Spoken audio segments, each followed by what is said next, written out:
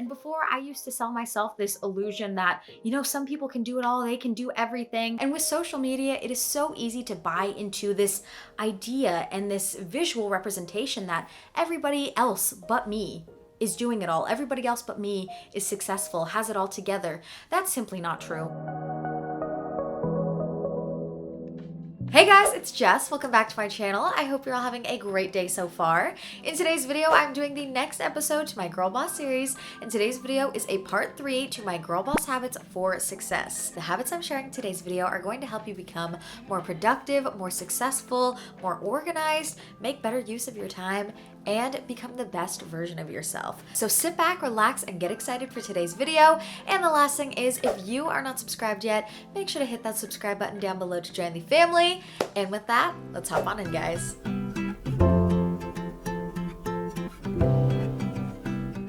This first habit has been a game changer for me. I recently learned of the concept of only touch it once, I think from either like a business podcast or a business book. I was like, why have I never heard or thought of this like very simple concept of only touch it once before? So essentially, to only touch it once means that when something comes across your desk or into your hands, for example, like an email, you only deal with it once. You only touch it once. I am historically pretty horrible with replying to emails. I'll get something and I'll be like, ooh, this seems like a little heavier or a little bit more in depth. Instead of me dealing with it right then and there, I close the email. I'm like, I'll deal with it later, and I open it back up like 3 or 4 times, 5 times over the next day, couple days. If you think about all of that time that you put towards opening that email, rereading it, thinking about it, let's say each time I spend 5 minutes, 5 minutes times 5 times of me doing this, that is 25 minutes of me just wasting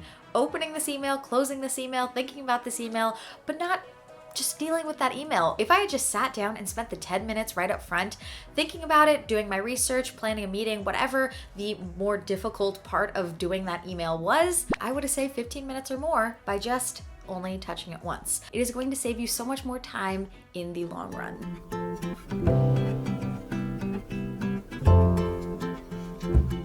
Honestly, getting criticism on anything that you worked hard for, it sucks, but if you work in any sort of professional capacity, in any sort of field, it's gonna happen and you need to learn how to take it. You have to learn that to get the best version of something, you have to be able to take the criticism. Whether it's an article you're creating, a proposal you're putting together, some sort of pitch, or just for me, maybe a video, to get something to be the best that it can be, it has to go through a couple of different iterations. It's great to get some different perspectives and new ideas to make it just, again, the best it can be. So my number one tip on taking criticism is you have to remember to not take it personally. If you want something to be as amazing as possible, sometimes it's gotta go through a couple iterations. Now, my number one tip for giving criticism is to do the critique sandwich. Now, the critique sandwich is something from my husband's world of animation. It's something he learned in animation school, and it's basically to start off with something positive. Start off with the things they did right, start off with the things that they really crushed it on, then move to the critique part of the sandwich, the middle. All the things they need to work on. Then you finish off the critique sandwich with some final positive notes. Last note on criticism before we move on, never be mean, never be blatantly negative or rude or anything. There's a way to do criticism where you stay positive and still give your notes on where you think things can be fixed without being mean.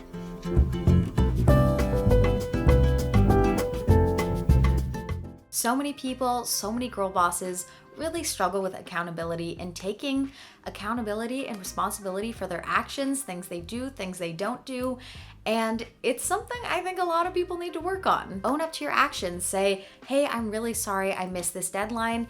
Here's what I'm gonna do to fix it. Along with always taking accountability and responsibility for your action or inaction, always make sure you follow that up with that delivery. Make it an over delivery. If you missed a deadline for a project, send it in as soon as possible and then over deliver. Do a little something extra.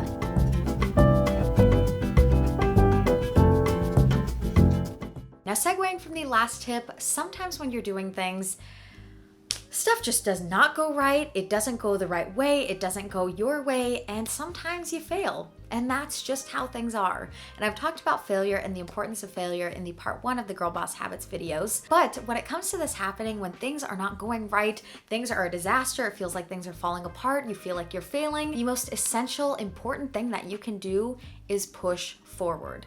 Learn to push forward, learn to bounce back, make a habit of just pushing through, and that is going to carry you so far. If in those times where things just feel like, oh my gosh, everything is falling apart, it's a disaster, that is always the most essential, crucial point to not give up. Anytime that I'm able to just push forward right on the other side of that disaster is such an amazing payout.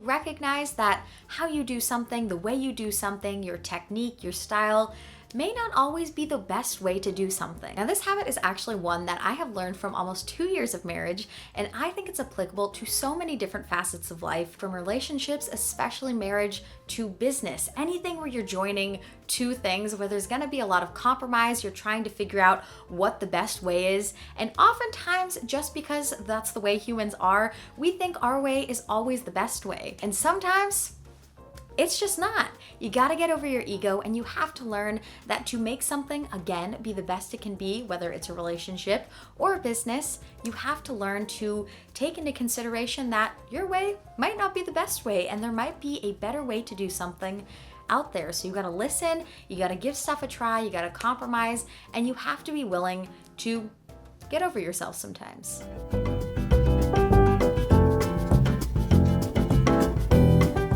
This is a phrase that we have all heard so many times in TV shows, in books, in media, in so many different ways. So often we work really hard, and oftentimes in pretty inefficient ways for long periods of time because we never take the time to figure out what the best way to do something is. The only example I can come up for this, it's a little bit silly and it's outside of the business work world, but I still feel like it kind of drives the point home. So basically, my example is when my husband and I go to Disneyland.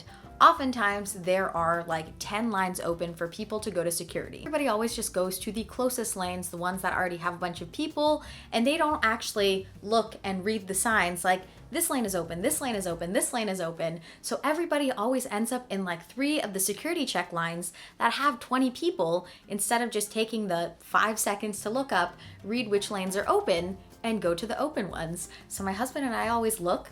We're like, oh, cool, lane number 1 through 10 is open. Let's go to lane number 6 where nobody is. We go through, we're done in a minute or 2 versus the 15 minutes we would have had to spend waiting in line and going through the much busier security check, all because we took the 5 seconds to read the signs and figure out what the smartest, not the hardest, way to go through would be.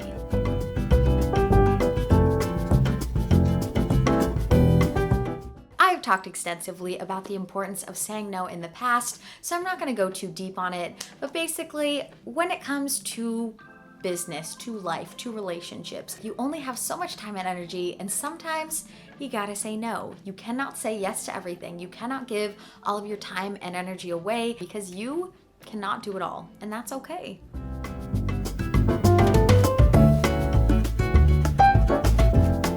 This habit is one that I see so many girl bosses struggling with because it's just innately in ourselves to not want to ask for help. We want to do it all. We want to give the appearance that we can do it all, we can handle everything.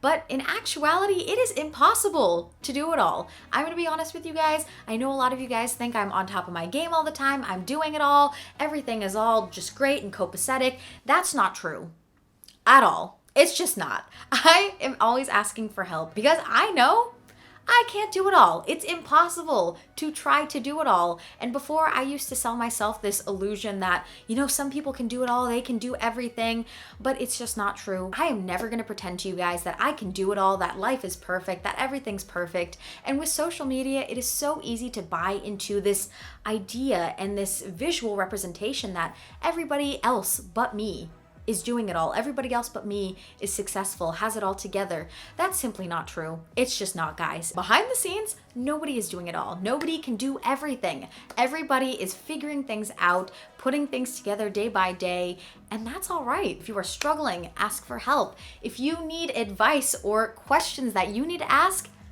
for help. It's okay. We all need help. By ourselves, we cannot do it all. But with a little help, heck yeah, we can.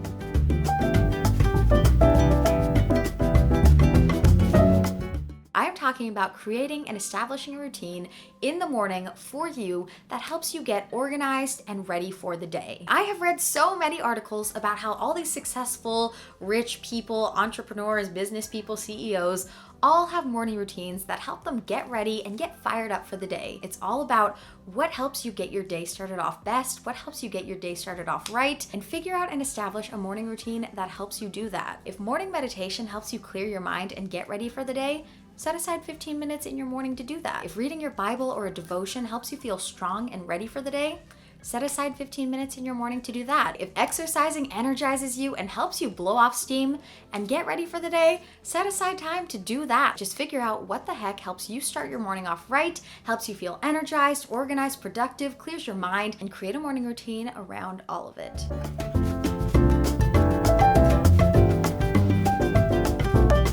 This habit is in the same vein of accountability, but it takes it a step further. Evaluating your mistakes and learning from them. When you make a mistake, one, remember it's normal, everybody makes mistakes, but the most important thing you can do after you make a mistake is to evaluate what you did wrong and then learn from it. Making mistakes is integral for growing and becoming better. You cannot grow, you cannot become better unless you make a mistake and learn from it. You don't come out into this world knowing every single thing, being the best at every single thing. That's just not how it works. So when you make a mistake, evaluate it and learn from it.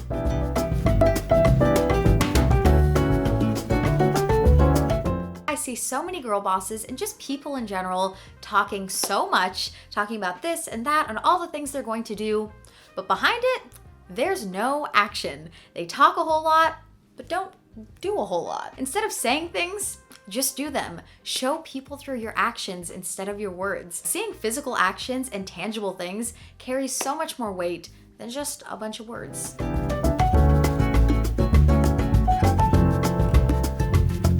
And my last girl boss habit that I think is so essential for just being the ultimate girl boss is to diversify your income. Now, I know those words are a little bit intimidating, but essentially, if you take all of your money or time or resources and put it all into one area, into one basket, if that thing fails, if someone drops the basket, then you got nothing left. There's no backup plan, there's no alternate, and then you're kind of screwed. So by diversifying your income, you're making sure that your wealth, the money that you're bringing in, is coming from different faucets. It's in different baskets. So if something fails, if something stops working, then you're okay, you are covered. It's just a really smart thing to do. Whether you want to be a mogul or you just want to make sure you're secure for your life, maybe consider different ways that you can diversify your income and bring in alternate sources of revenue. That is a wrap on today's video. So I hope everybody enjoyed it. I hope that you guys got some tips, tricks, advice, guidance on just being the most productive, organized, well-rounded, best version of yourself. I know a lot of the things that I shared in today's video are things that I have learned over the last, year or two. If you guys have any habits for success or tips, tricks, advice, or things that you think help you be more successful, productive, organized, etc. and so forth, make sure to share those in the comment section down below. I'm thinking about maybe down the line in quite a few months doing a part 4 to this video with your guys's tips, tricks, advice, and habits for success. I think that might be kind of fun to do a community or audience collection of habits. So let me know what you guys think about that. That is a course down the line because I don't want to do too many of these back to back. And if you have any requests for other Girl Boss videos, let me know in the comment section down below as well. For today's quote of the day, we had to do a female empowerment, like, yes girl, you've got this type of quote. Today's quote says, "Then one day she woke up and started living her life on her own terms, focused on her goals. It's then that she became unstoppable." Keep that in mind as we go into the week. Thank you guys so much for watching today's video. I hope you have the most wonderful rest of your day. I love you guys so much, and I will see you on Sunday for sure for a new video and maybe a surprise upload in between then. Bye!